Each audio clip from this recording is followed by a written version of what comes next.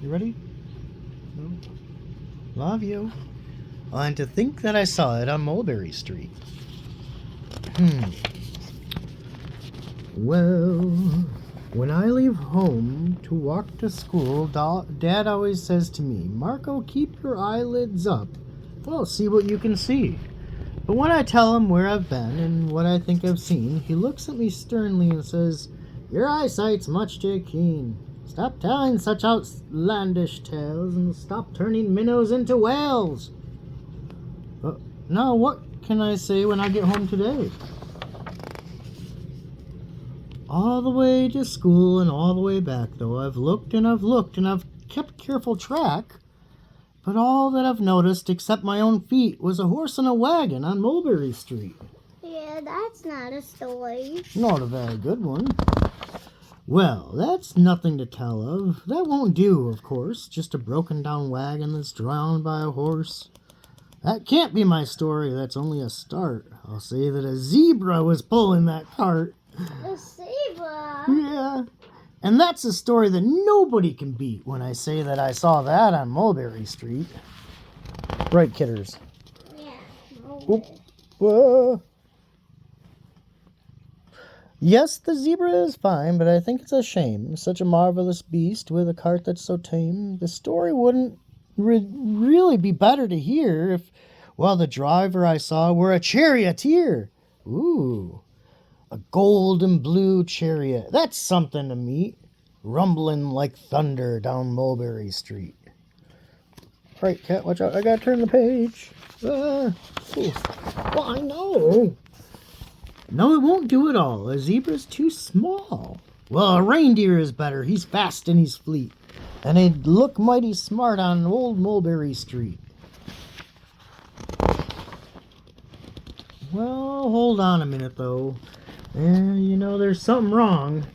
A reindeer hates the way it feels to pull a thing that runs on wheels. He'd be much happier instead if he'd pull a fancy sled. Fancy. A reindeer and sleigh. Say, anybody could think of that. Jack or Fred or Joe or Nat. Say, even Jane could think of that. Yeah. But it isn't too late to make one change. A sleigh and an elephant. Now there's something strange. I'll pick one with plenty of power and size. A blue one with plenty of fun in its eyes. And then, just to give him a little more tone, we'll have a Raja with rubies perched high on a throne. Yeah. Say, that makes a story that nobody could beat when I say that I saw that on Mulberry Street. Like, what is Mulberry Street? Just a street. Like your street, but a mulberry. Now, I don't know. It still doesn't seem right. An elephant pulling something so light, it'd whip around in the air like a kite. But he looks simply grand with a great big brass band. Boing. A band that's so good that, well, it should have somebody to hear it, but it's going too fast. That's too hard to keep near it. So I'll put on a trailer. I know they won't mind if a man sits and listens while hitched on behind. But no, that's not fair. It isn't fair what I've done. I'll bet those wagons weigh more than a ton. That's really too heavy a load for one beast. I'll give him some helpers. He needs two at least.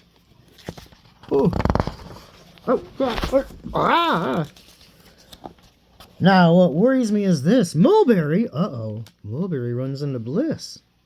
Well, unless there's something I can fix up, there'll be an awful traffic mix-up.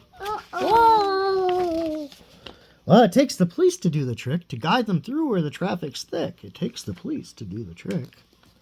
They'll never crash now. They'll race at top speed with Sergeant Mulvaney himself at the lead. Right there. That's Sergeant Mulvaney. Well, the mayor is there. He thinks it is grand. He raises his hat as they dash by the stand. The mayor is there and the aldermen too, all waving big banners of red, white, and blue. And that is a story that no one can beat when I say that I saw that on Mulberry Street. With a roar of its motor, an airplane appears and dumps out confetti while everybody cheers.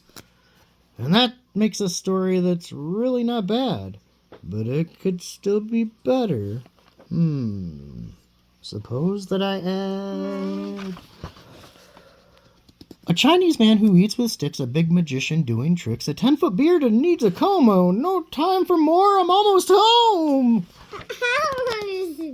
I swung around the corner and dashed through the gate and ran up the steps. I felt simply great, for I had a story that no one could beat, and to think that I saw it all on Mulberry Street. But Dad just sat quite calmly. Well, just draw up your stool. Tell me the sights on the way home from school. Oh, there is so much I could tell him.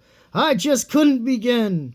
But then Dad looked at me sharply, and he just pulled at his chin. He frowned at me sternly from there in his seat. Was there nothing to look at? No people to greet? Did nothing excite you or make your heart beat? Oh, nothing, I said, growing red as a beet. I was just a plain old horse in a wagon on Mulberry Street. You did like a story of what he... Oh, I know. I would have rather had a story, but his dad was a grumpy Gus, huh? Yeah, imagine if you were his dad, and then you would say, tell me a story of what you saw. Yeah, I would say, what's a better one? We'll not be a grumpy Gus, we'll be a happy Gus. Yeah. Yeah. Tell us a story that nobody can beat that I think I did. Just saw it on Mulberry Street. Yeah, it was a fun one, though. I like his story better. All right, that's all for right now.